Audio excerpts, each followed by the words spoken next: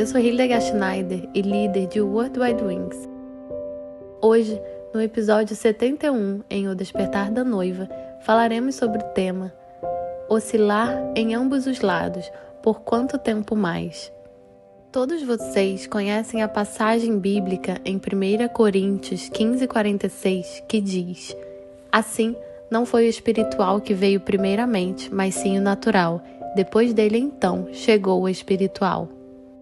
Sabemos que Yeshua frequentemente usa exemplos da nossa realidade para explicar os princípios espirituais.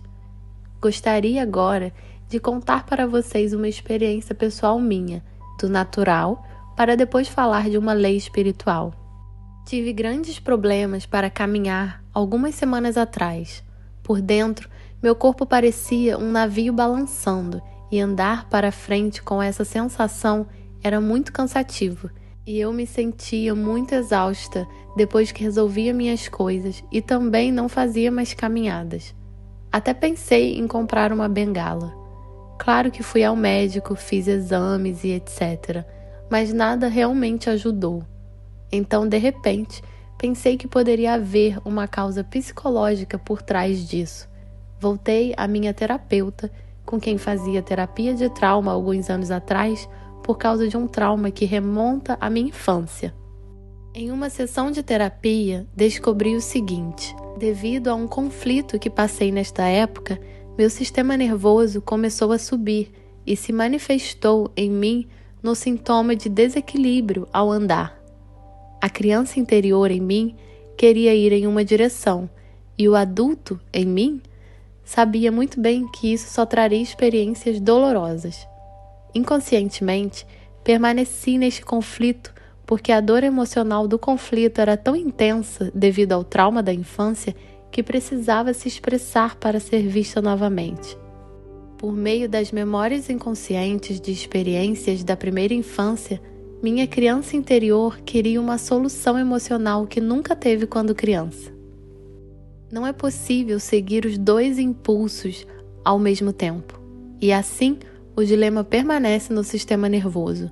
A partir daí, esse impulso aparentemente contraditório e oposto também pode se manifestar como dor física, no meu caso, esta forte sensação de desequilíbrio.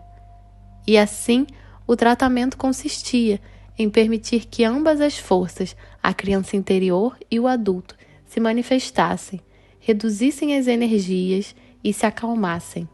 Só depois de ter aceitado, percebido e abraçado com amor minha criança interior, com todos os sentimentos de abandono, pude tomar uma decisão de adulto.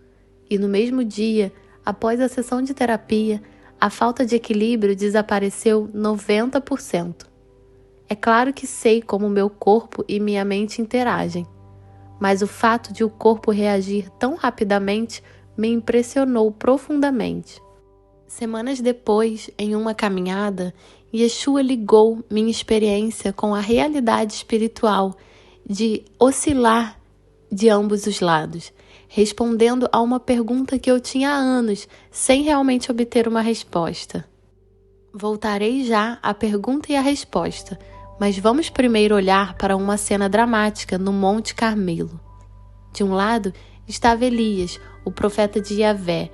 Em frente a ele, Acabe, o rei do reino do norte de Israel, cercado por 450 profetas que estavam a serviço de Baal e outros 400 profetas que serviam a deusa Asherá.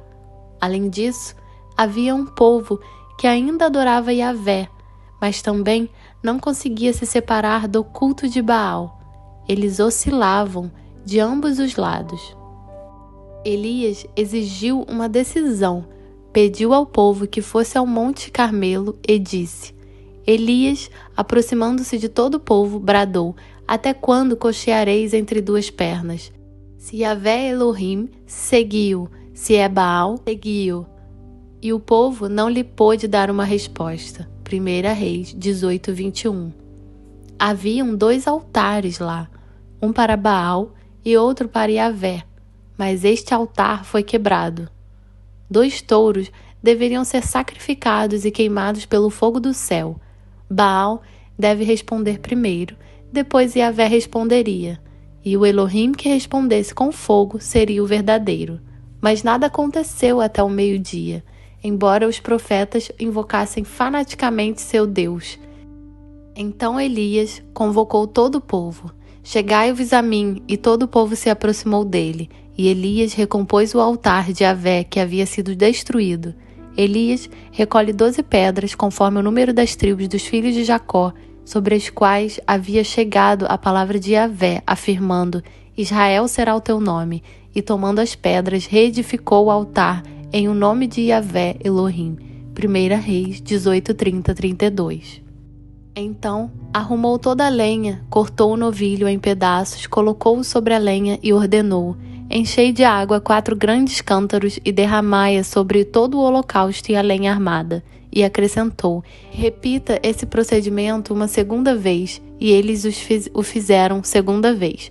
De novo ordenou, fazei-o terceira vez.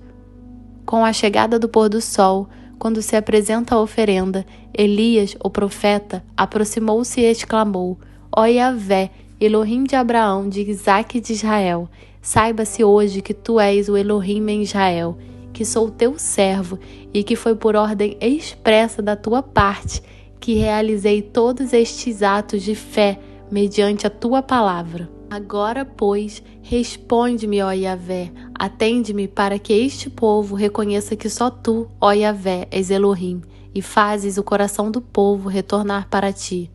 1 Reis 18:36-37. O povo de Israel cocheou dos dois lados. Isso significa que eles adoravam paralelamente e ocasionalmente a vários deuses de países vizinhos. Eles também adoraram a Yahvé, que os conduziu para fora do Egito e os trouxe em segurança para a terra de Canaã. Mas então eles viram que seus vizinhos também não viviam mal, e eles adoravam o deus da fertilidade Baal.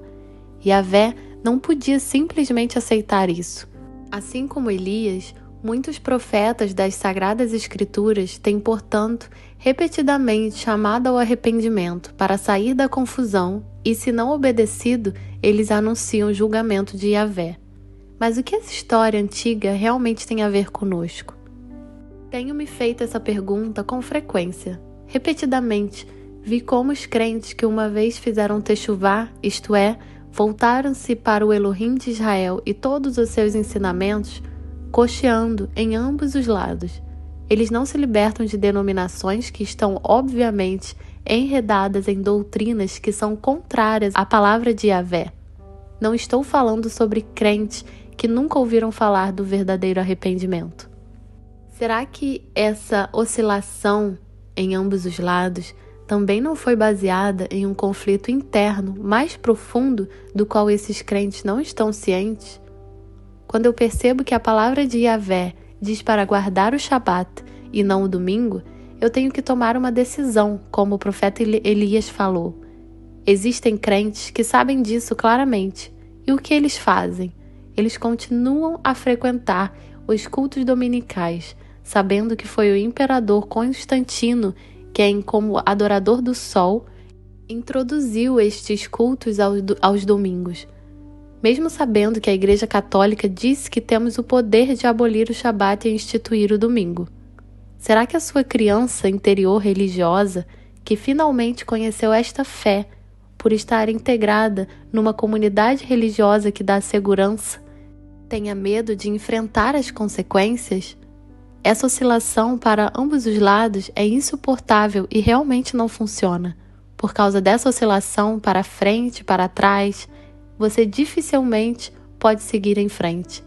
Acredito que haja uma saída, enfrentar sua própria criança religiosa interior, para aceitar seus próprios medos e inseguranças. Se alguém deixa denominações com doutrina mista, pode ficar sozinho, perder contatos de longo prazo com irmãos, etc. Mas talvez esta insegurança também seria uma oportunidade para ser guiado por Yahvé. Somente quando você enfrenta esses processos internos, enxerga, entende e perdoa, então pode deixá-los ir. Uma pessoa pode ou deve buscar ajuda. Com isso, para que possa tomar uma decisão clara sobre Yahvé e seus ensinamentos. Eu descrevo esse processo interno como uma ajuda, mas não quero deixar de apontar que Yahvé chama tal comportamento, ou seja, não seguir claramente suas instruções e cochear de ambos os lados, de rebelião. Para deixar isso claro, a criança interior é rebelde contra as instruções do pai. A ponte que tentei construir aqui pretende apenas ajudar a deixar para trás esta atitude rebelde, a fim de não se tornarem como seus pais, geração indócil e rebelde, geração de coração inconstante, de espírito infiel a Elohim. Salmo 78:8. Desejo a todos que passam por isso que, com ajuda concreta, se convertam de forma curativa no fluir de Yahvé. Yahvé abriu-me os ouvidos e eu não fui rebelde nem me afastei. Isaías 50:5. Sejam todos ricamente abençoados.